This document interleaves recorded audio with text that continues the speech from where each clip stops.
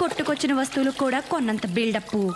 శోభనం రాత్రి నేను చిటికెడంత బరువు కూడా మొయ్యనివ్వను అని ప్రామిస్ చేస్తే ఏమో అనుకున్నాను గాని ఒంటి మీద 1 గ్రామ్ బంగారం కూడా మొయ్యనివ్వడని ఇప్పుడు అర్థమైంది. ఈయనేమన్నా నన్ను ఫ్రీగా పెళ్లి చేసుకున్నాడా? మా వాళ్ళు నాకు 10 లక్షల కట్నం ఇచ్చారు. కనీసం ఆ డబ్బులోంచి కొంత ఖర్చు పెట్టి పని మనిషినైనా పెట్టచ్చుగా. మీరేం చేస్తుంటారండి? నేను హౌస్ వైఫ్ నండి. మీరేం చదువుకున్నారు? నేను హౌస్ వైఫ్నే తల్లి. ఉత్తి పుణ్యానికి ఇంటి చాకరీ చేసే ఆడాళ్ళకి హౌస్ వైఫ్ అని అందమైన పేరు పెట్టి సచ్చినాడు. మా ఆయన నన్ను చూడకుండా 1 నిమిషం కూడా ఉండలేరండి. ఏం తల్లి, మీ ఆయన అంత అనుమానం మొగుడా? షీలో హీ, మేడంలో యాడమ్, ఉమెన్లో మ్యాన్, పదాల్లో కూడా కాపలా ఉండాలా ఈ మగాళ్ళు? ఈ మగాళ్ళందరినీ మా ఆయన నన్ను చాలా బాగా చూసుకుంటారండి. ఆ సంగతి నీ ఒంటి మీద నగలు చూస్తుంటేనే అర్థమవుతుంది. మా ఆయన ఉన్నాడు. ఎందుకు?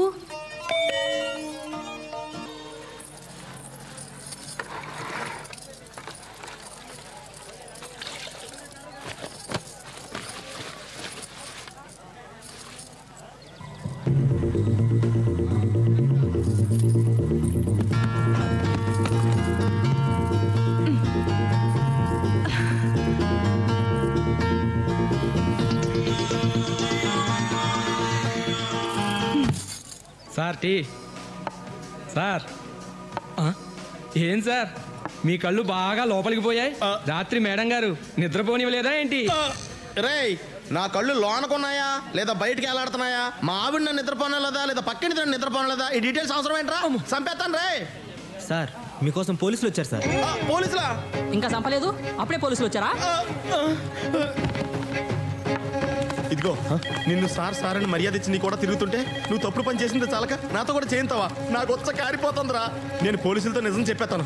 నాకు దానికి ఏ విధమైన సంబంధం లేదు. నువ్వు దొంగతనం చేస్తే నేను నగల మోసానంతే. నాకే పాపం తెలీదు. మీరు ఏమైనా చేసుకోండి. వాళ్ళు అడగక ముందే మొత్తం కథ అంతా చెప్పేసేలా ఉన్నా. ఏం జరిగినా నేను మాట్లాడతాను. నువ్వు నోరెత్తావంటే చంపేస్తాను. సార్ ఆ రోజు నేను అక్కడ లేనని చెప్పరా? సరే రా. మూర్తి, డిఐజీ గారు మీ ఇద్దరి హెల్ప్ కోసం వచ్చారయ్యా. ప్రజాపత్రిక. ఎవరు మీరు? ఏమిటండి మీ న్యూస్ పేపరు? రైలు ప్రమాదం జరిగితే చుట్టుపక్కల ఉన్న ప్రజలు కొన్ని 100 మంది ప్రాణాలు కాపాడారు. మీరేమో నగలు దోసుకుపోయారని, సూట్ కేసులు ఎత్తుకుపోయారని, అసలు రైలే దోచేశారని మీ ఇష్టం వచ్చినట్టు రాశారు. అంత ప్రమాదంలో కూడా ప్రాణాలకు తెగించి మరి రక్షించిన వారిని మీరు ఇన్సల్ట్ చేస్తున్నారు. ఏమిటి పద్ధతి? ఏంటా ఇది? ఎవరు నువ్వు? ఏంటి దబాయిస్తున్నావు? అసలు నేను లోపలికి ఎవరు రానిచ్చారు? లేకపోతే ఏమిటండి? ప్రమాదం ఎలా జరిగిందో రాయాలి, ఎంతమంది చచ్చారో రాయాలి, చచ్చిన వాళ్ళకి గవర్నమెంట్ ఎలాంటి సహాయం చేస్తుందో రాయాలి. అంతేగాని మీ ఇష్టం వచ్చినట్లు ఊహించి రాసి మంచి పనులు చేసిన వాళ్ళని మీరు ఇన్సల్ట్ చేస్తున్నారు. సూట్ కేసులు ఎత్తుకుపోతున్న ఫోటో. మీరు ప్రజలకు ఉపయోగపడేది రాయాలి. రెస్పాన్సిబుల్ జర్నలిజం అంటే అది. సార్ సార్ సార్ రేయ్, వీడిని లోపల పడేయండి రా. థ్యాంక్ యూ సత్యమూర్తి గారు. మీరు తీసిన ఫోటోలన్నీ నాకు కావాలి. వాటి ద్వారా చాలా మంది దొంగలు పట్టుకోవాలి సార్. అక్కడ అందరినీ నేనే ఫోటోలు తీసాను సార్. ఇదిగోండి సార్, నా దగ్గర ఉన్న ఫోటోలు మొత్తం మీకు ఇచ్చేస్తాను సార్. వాళ్ళందరినీ నేనే పట్టిస్తాను sir. Very good my boy. సాయంత్రంలోగా ఆ ఫోటోలన్నీ నాకు కావాలి. అలాగే సార్. లేకపోతే నిన్ను బొక్కలో తోస్తా. థ్యాంక్ యూ ఎడిటర్ గారు. Thank you sir. నేను వస్తా. Thank you.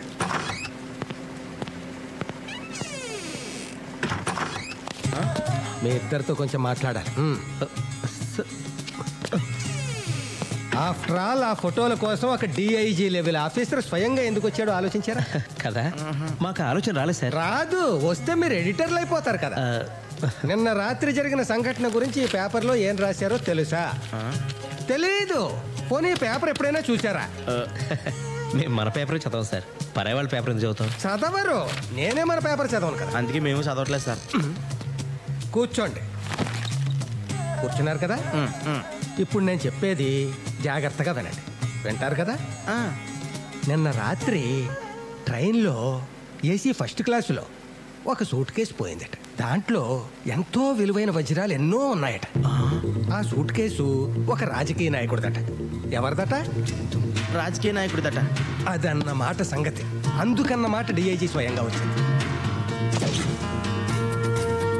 First class AC కంపార్ట్మెంట్లో వజ్రాలు సూట్ కేసా? అవునయ్యా. దాని సంగతి మీకు ముందే తెలుసా? తెలిసే ఉంటుంది. ఎవరైనా పట్టుకుపోతుంటే చూసారా? చూసే ఉంటారు. క్విక్ నాకు చెప్పండి, మన ముగ్గురం వెళ్ళి వాడిని పట్టుకుంటాం. మన ముగ్గురికి 3 వాట, వాడుకో వాట. 3వ కంటికి తెలియదు. పోలీసులకి సంగతి తెలియకుండా జాగ్రత్త పడతాం. పోలీసులు నోరేస్తారు. నాది పూచి. ఎవరిది పూచి? నాది. 3 వాటాలు కాదు సార్, ఆడెవడో అందరికీ 3 నామాలు ఎట్టి వెళ్ళిపోయాడు. ఆ సూట్ కేసులు పట్టుకోవడం మేము చూసాం, కానీ అందులో వజ్రాలు ఉన్న సంగతి మాకు తెలియదు సార్. తెలిస్తే అది ఆడికి ఎలా వదులుతా ఉండి మర్డర్ చేసినా మేము తెచ్చేసుకునే వాళ్ళం కదా. ఊరుకో. సరే సార్, మేము వెళ్ళొస్తాం, ఆ పనిలో ఉంటాం.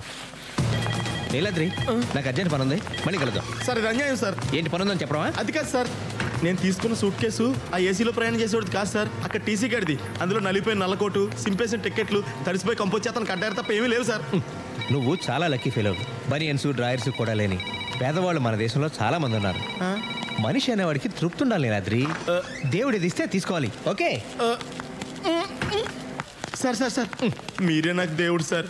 ఈ లోకంలో నాకు మా పెదనాన్న తప్ప ఎవరూ లేరు సార్. ఆడు పోతే కానీ ఆడు ఆస్తి నాకు రాదు సార్. కానీ నేను పోతే కానీ ఆడు పోయిలో లేడు సార్. నేను చేయమంటారా? మీ పెదనాన్ని ఖూనీ చేయమంటావా? అయ్యి బాబోయ్, అంత మాట అంటున్నా సార్. సార్ మీరు పట్టుకెళ్ళిన సూట్ కేసులో వజ్రాలు కానీ ఉంటే సగం నాకు ఇప్పించండి సార్.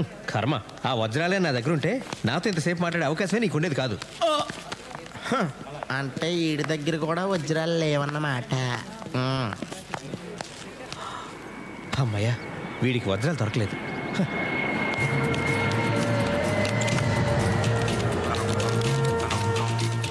దేవుడా, ఆ వజ్రాలు ఖచ్చితంగా నా సూట్ కేసులోనే ఉండేలా చూడు స్వామి.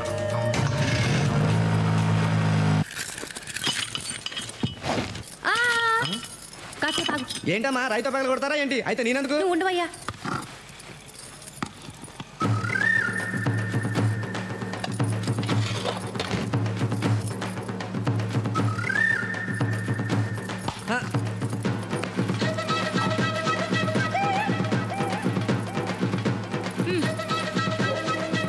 ఏంటమ్మగారు ఇంత అడావుడి చేస్తున్నారు? దీంట్లో ఏమైనా నిధులు నిక్షేపాలు ఉన్నాయా? నువ్వు తీవయ్యా.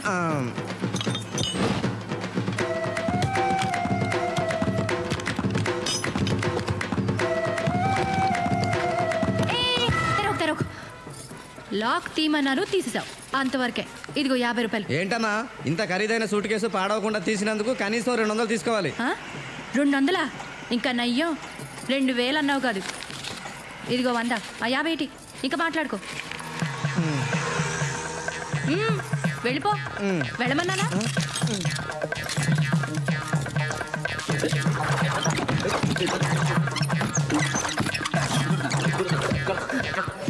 అమ్మా కనక మహాలక్ష్మి, ఇప్పటికైనా నా మీద కక్షలు చూపించకుండా ఇందులో లక్షలు చూపించు తల్లి. ఓం శ్రీ మహాలక్ష్మి నమః. ధింధిమి ధింధిమి ధింధిమి ధింధిమి దుందుభినాద సుపూర్ణమయే ఘుమ ఘుమ ఘుం ఘుమ ఘుం ఘుమ ఘుం ఘుమ శంఖనాద.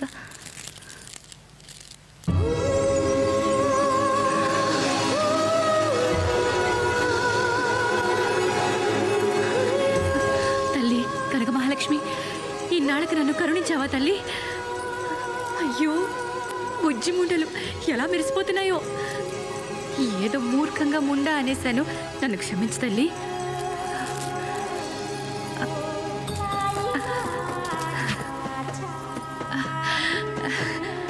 ఆయన వీటిని చూసి ఎంత మురిసిపోతారు. స్వరాజ్యం, నీ మూలంగా నా దరిద్రం వదిలిపోయిందని పొంగిపోతారు. ఉప్పి తప్పి పైపోతారు. అమ్మో, ఆయనకి ఏమీ చెప్పకూడదు. ఈ వజ్రాలు అమ్మితే ఓ 2-3 లక్షలు వస్తాయి. ఆ డబ్బుని బ్యాంకులో దాచుకుంటాను. ఆయనకి తెలిస్తే మళ్ళీ ఇవి కూడా లాగేసుకుంటారు. నీకు తెలియదే ఉంది తల్లి, కలికాలం డబ్బు మొగుడు పెళ్ళాన్ని కూడా విడదీస్తుంది. ఈ తప్పుకు నన్ను క్షమించు తల్లి.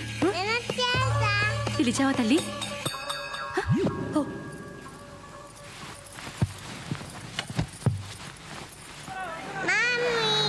పాపా, బంగారం.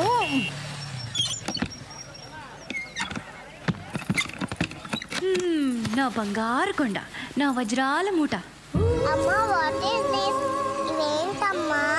ఇవా, ఇవన్నీ మనవే, దేవుడిచ్చాడు. నాన్నకి చెప్పండి. ట్వింకిల్ ట్వింకిల్ లిటిల్ స్టార్స్ కదమ్మా. అవునమ్మా, ట్వింకిల్ ట్వింకిల్ లిటిల్ స్టార్స్.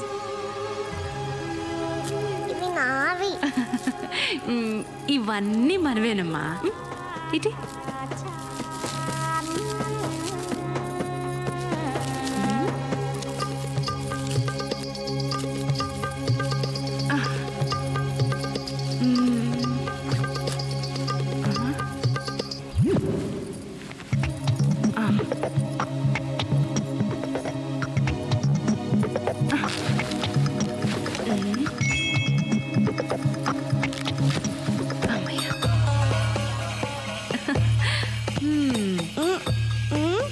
నాన్నకు చెప్పతే నీకు ఐస్ క్రీమ్ కావాలా, చాక్లెట్ కావాలా? చాక్లెట్ కావాలి, ఐస్ క్రీమ్ కావాలి, ఇంకా స్టార్స్ కూడా కావాలి. అన్ని నా బుద్ధిలో వచ్చాయి తల్లి నీకు. ఈ దేశ ప్రధానమంత్రిగా నా బాధ్యతలు నేను విస్మరించలేను. వైఫల్యాలన్నిటికీ నేనే బాధ్యత వహిస్తున్నాను. ఒక క్యాబిన్ మ్యాన్, ఒక సిగ్నల్ మ్యాన్, వీళ్ళ నిర్లక్ష్యానికి 48 నిండు ప్రాణాలు బలైపోయినాయి. ప్రయాణికులందరినీ దోచుకున్నాను. ఏడిసేవలేరా, సాక్షాత్తు ప్రధానమంత్రివి, నీ సూట్ కేసే కొట్టేశారా? ప్రధానమంత్రి సూట్ కేసుకే రక్షణ లేకపోతే ఈ దేశంలో సామాన్యుల సూట్ కేసుల సంగతి ఏంటి?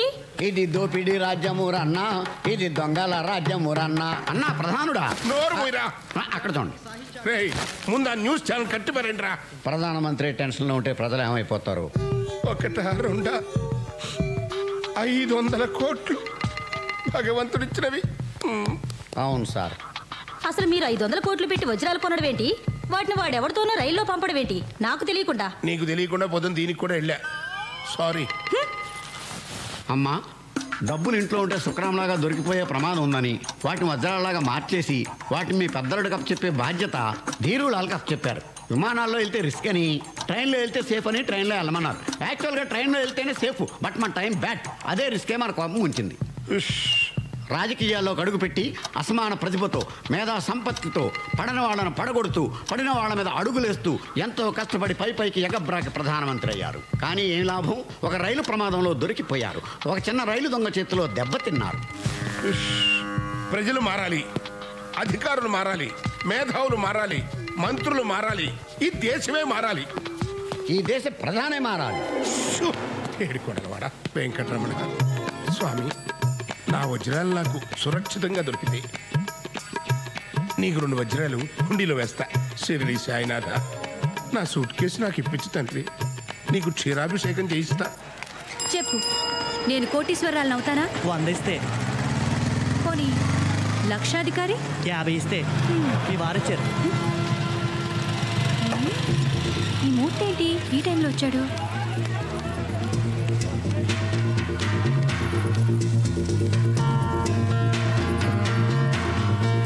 మీరేంటండి ఎప్పుడు లేనిది ఈవేళ ఎప్పుడు వచ్చారు? ఇదేంటి, దీని తాళం తీసింది ఎవరు? మారుతాళాలు వాడు. నేనే తీయించా. వాడేసిన బట్టలు, సెంట్లు, రేజర్లు తప్ప మరేమీ లేవు. ఏమీ లేవా? కొత్త తాళం వేయించుకుంటే తప్ప అదెందుకు పనికిరాదు. సరిగ్గా చూసావు నువ్వు? ఒక బ్లేడ్ కూడా ఉంది. అదిగా స్వరాజ్యం. తెల్లగా రౌండ్గా గుండు రూపంలో ఏం లేవా? ఓ అవా?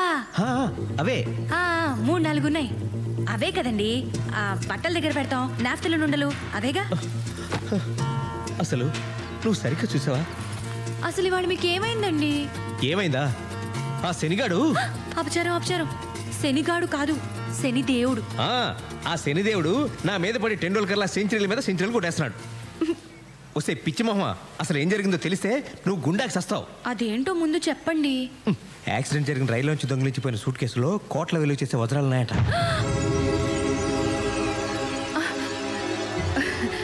పాపపు సొమ్ము మనకెందుకు? అయినా మన సూట్ కేసులో లేవు కదా. అదే ఎందుకు ఉండకూడదంటున్నాను. అయ్యయ్యో, ఎలా ఉండేవారు ఎలా అయిపోయారండి. మీరు రిలాక్స్ అవ్వండి. దొరికింది లాక్కొస్తే సరిపోదు, లక్ కూడా ఉండాలి.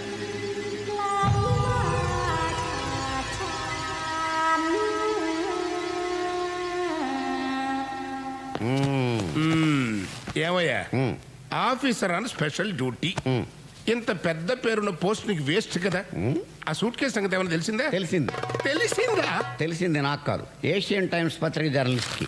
ఓహో, ఇదిగో చదవండి.